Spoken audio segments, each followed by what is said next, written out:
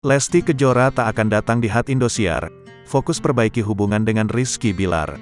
Pedangdut Lesti Kejora dipastikan batal tampil dalam perayaan hari ulang tahun atau HUT ke-28 stasiun televisi Indosiar. Diketahui, Lesti Kejora masih fokus memperbaiki hubungan rumah tangganya dengan Rizky Bilar. Kabar tersebut disampaikan langsung oleh Direktur Programming SCM, Harsiwi Ahmad. Betul, kami mendapat pernyataan dari pihak Lesti yang menyatakan bahwa Lesti tidak jadi tampil di ulang tahun Indosiar. Lesti Kejora dan pasangan masih fokus untuk memperbaiki kehidupan rumah tangganya, kata Harsiwi Ahmad dalam pernyataan resminya yang dikutip pada Senin, tanggal 9 Januari tahun 2023. Meskipun Lesti tidak tampil, Harsiwi menyebut perayaan ulang tahun Indosiar akan tetap digelar meriah.